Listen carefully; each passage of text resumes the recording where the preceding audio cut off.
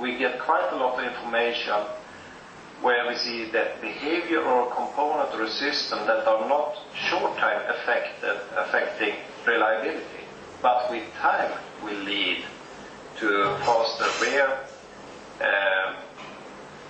utmattning, or stress. On another way, will risk the lifetime of the components and the systems. So suddenly we can actually add something new here for the customer. That means that you are really proactive in order to make sure that you also secure in the future that you don't get non-planned stops.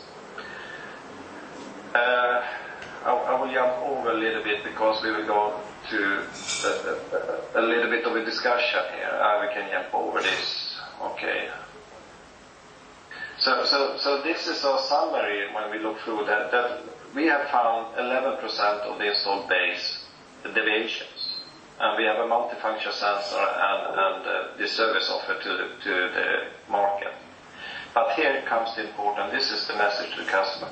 For the best exchange of digital surveillance, it requires a partnership between the service supplier and the customer in order to maximize the effect from data to action, with very, very clear playing rules and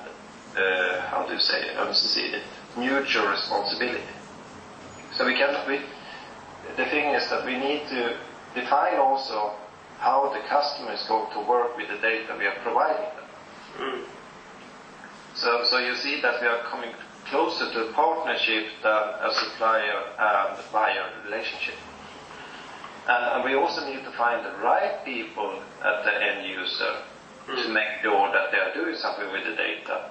And as I pointed out, to optimize the value with digitalization processes, way of working and behavior should also adapt.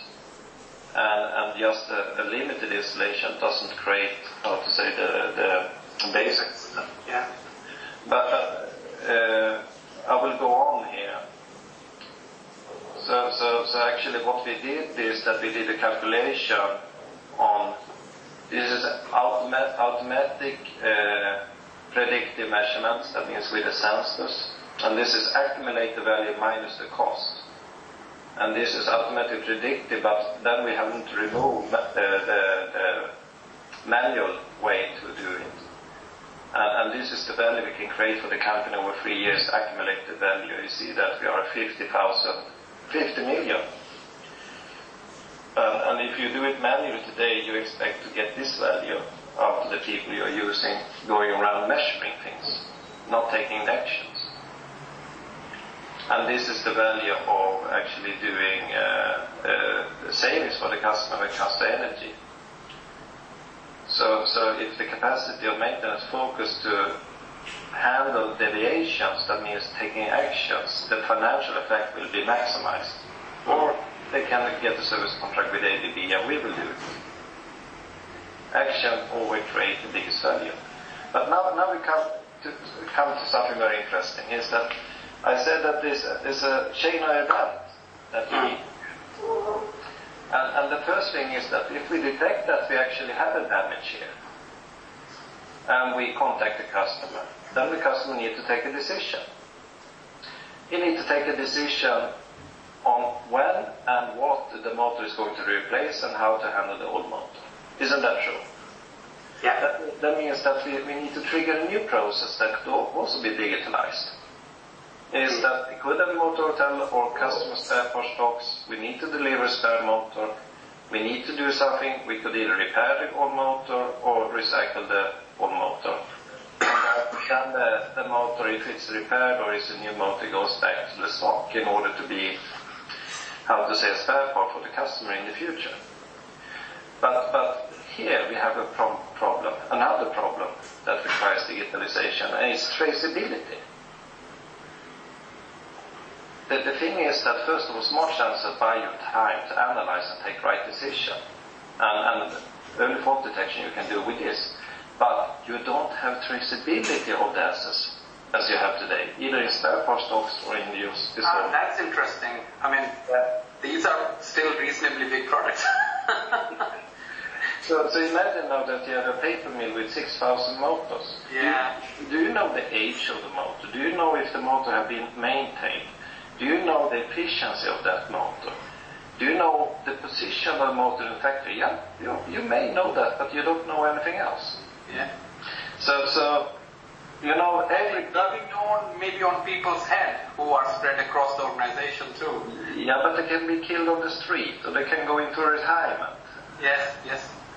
So normally all these are in people's head. This creates a very vulnerable system.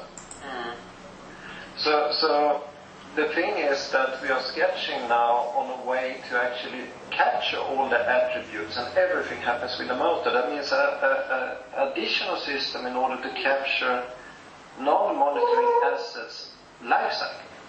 Do you get the point? Maybe you can explain. Well, if you can mark the motor with a QR code, and you have an app where you can restore the motor, you can maintenance risk, and you can do change of status or event mode. You could keep everything in a neutral database. And here you could actually move the data everywhere. Because when I see a motor ABB ability where I see that the motor is going to break, I would like to know the life cycle of the motor. I would like to know what happened with the motor before that. When was the last time they do relubrication of the bearings?